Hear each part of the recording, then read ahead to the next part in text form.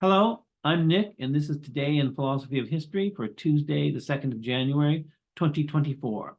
Today is the 158th anniversary of the birth of George Murray.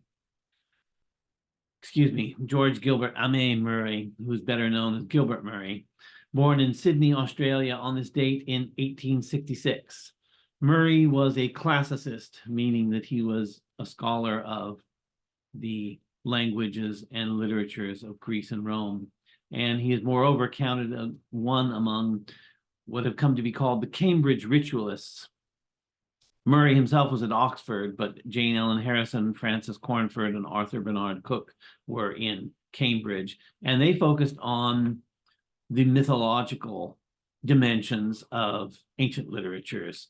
And all were influenced by James Fraser's famous The Golden Bough, A Study in Magic and Religion, was originally published in 1890 and proved extremely influential in mythological studies, and whose work was then moved forward by Jane Ellen Harrison and many others afterwards. But although he's a classicist, Murray wrote widely, including writing on current events. And in the last year of the First World War, he gave a lecture, the Crichton Lecture at the London School of Economics in 1918, titled Aristophanes and the War Party. He makes an interesting statement about history. Quote, "History is inevitably, to a great extent, a work of the imagination.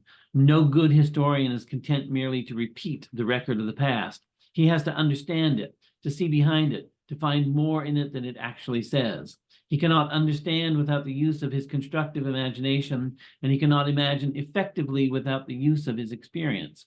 I believe it is one of the marks of a great historian, such as he in whose honor this annual lecture was established, and such as he who now does us the honor of occupying the chair, to see both present and past, as it were, with the same unclouded eye, to realize the past story as if it were now proceeding before him, and to envisage the present much in the same perspective as it will bear when it is one chapter or so many pages in the great volume of the past." And he tried to bring this understanding of history to his own work, and used his imagination to formulate an interesting way of looking at things that is still discussed. His most famous book, I think, is 5 Stages of Greek Religion, which was originally published in 1912 as 4 Stages of Greek Religion. Then he added an additional chapter and made it 5 Stages of Greek Religion in 1925. And it is famous for what has come to be called the failure of nerve thesis. And this appears in the opening paragraph of chapter 4, and is: "Anyone who turns from the great writers of classical Athens, say Sophocles or Aristotle, to those of the Christian era must be conscious of a great difference in tone. There is a change in the whole relation of the writer to the world around him. The new quality is not especially Christian. It is just as marked in the Gnostics and the Mithras worshippers as in the Gospels and in the Apocalypse, in Julian and Plotinus as in Gregory and Jerome. It is hard to describe. It is a rise of asceticism, of mysticism, in a sense of pessimism, a loss of self-confidence, of hope in this life, and of faith in normal human effort, a despair of patient inquiry, a cry for infallible revelation, an indifference to the welfare of the state, a conversion of the soul to God.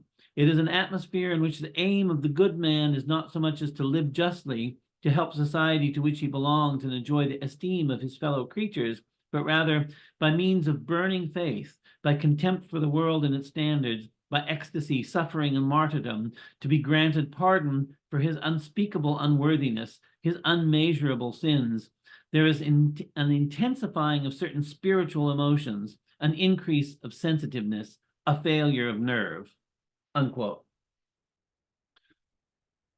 Now, what he says in that passage can be lifted out of that context and applied to other historical contexts and other historical events.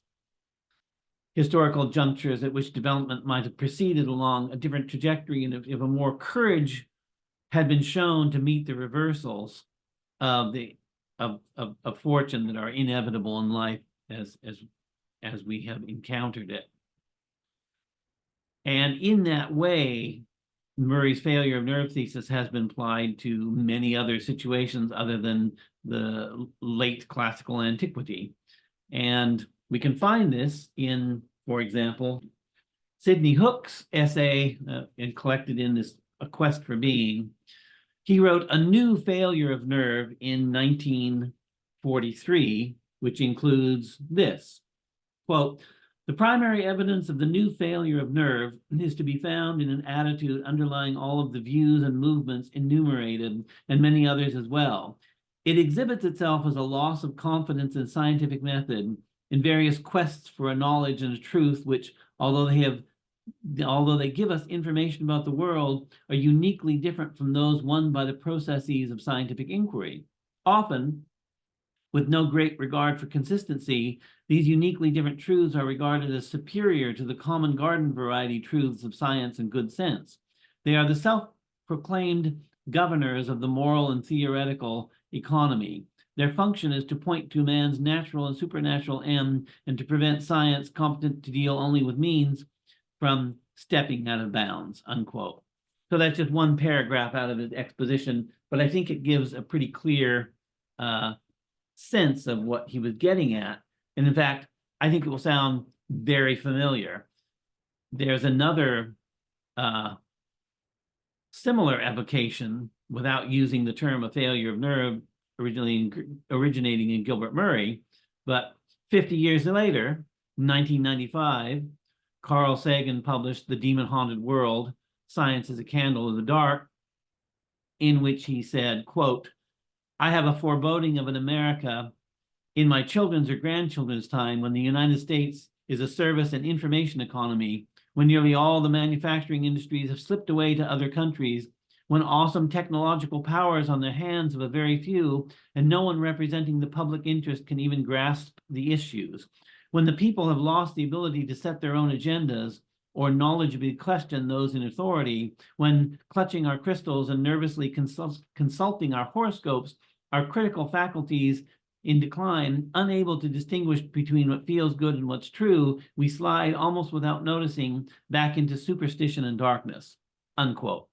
That's a very familiar quote. It's been repeated on many occasions, and I'm sure if you're listening to this, you have heard it previously. So this widespread use of the failure of nerve thesis, whether it's called that or not, or recognized to be that or not, inevitably led to the idea that it had been overused. And 1 year after Carl Sagan published that, there was a paper by Stephen Weldon, In Defense of Science, Secular Intellectuals and the Failure of Nerve Thesis, in which he does make connection between Gilbert Murray's writing and these later uses of the concept. Quote, "Murray's writing was colorful and accessible, and so it attracted a wide readership. Theodore Roosevelt and Oliver Wendell Holmes, for example, read and liked the book. As a result, the idea of a Hellenistic failure of nerve was quickly drawn into the general pool of ideas as a scholarly trope, and one finds it arising often in the discussions of the history of civilization and the history of science. In many ways, the failure of nerve thesis was merely one version of an anti-clerical view of history common during the Enlightenment period, a view that depicted the religionists as cowards and the rationalists as heroes. Murray's innovation was to encapsulate that art attitude in a compelling argument expressing historical causality in terms of individual psychology," unquote. So Weldon may well be right in his claims in that paragraph. There are certainly dangers of oversimplification, trivialization, even banalization of overusing a thesis like that. And when you push back against the use of an idea in that way, you end up saying that you have to insist upon details and the context and particularism and narrowing the meaning down. And then you just get to the traditional historical task of relating events exactly as you see them to be, without necessarily trying to maintain a thesis about how history functions.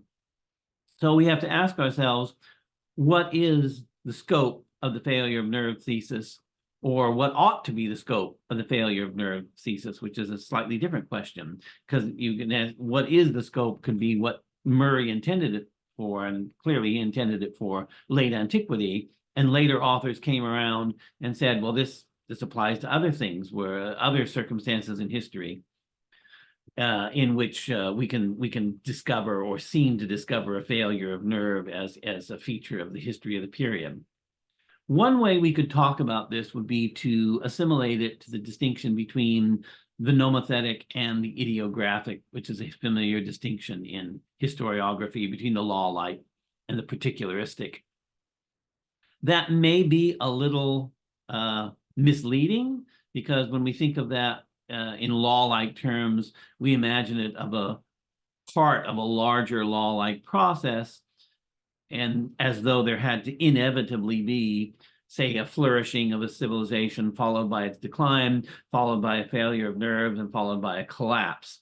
And this becomes the kind of inevitability in history that Isaiah Berlin, for example, argued against. So I think it might be more helpful to think about the failure of nerve thesis is to ask, is it a token of a type, to use the language of Quine? And then we can think of it as that there's a kind of event that is a failure of nerve, or a kind of historical process that's a failure of a nerve. And there may be several tokens of this, or maybe it's one and done. Maybe there's one failure of nerve and there's nothing else really in history that comes up to that level. But this approach to history affects all of the general theses that we find propounded, whether it be Hugh Trevor Roper's thesis of a general crisis of the 17th century, Frederick Jackson Turner's frontier thesis, the Pirenne thesis about the end of classical antiquity and the beginning of the medieval period, beginning with the rise of Islam. All of these can be viewed as purely unique events, or they can be assimilated to a more general concept. And that distinction, in effect, divides the community of historians who look at it differently according to the interest they bring to history. I can't remember where I read it, but somewhere in the past few years, I read a historian writing that what really interests the historian about the French Revolution is not that it's one of many revolutions, but the particular details of what happened in the French Revolution. Well, that's one perspective, not necessarily my perspective. I think many historians are interested in what makes all revolutions revolutions, what makes all wars wars, what makes all genocides genocides, and maybe what makes all failures of nerve a failure of nerve. We are forced in the use of language and the use of concepts to use concepts that are applied generally. So we would talk about the Peloponnesian War as easily as we will talk about the First World War. And we understand that war signifies a kind of event that recurs in history. And if a war can recur, can't a failure of nerve to recur, or a frontier recur, or something like I haven't heard of a generalization of the Pirenne thesis, but one can certainly imagine formulating a generalization of the Pirenne thesis in which it applies to other circumstance other than the change in institutions in late antique, early medieval Europe as a result of an outside force that forces that relationship to change. And this is not going away anytime soon. There's no real, the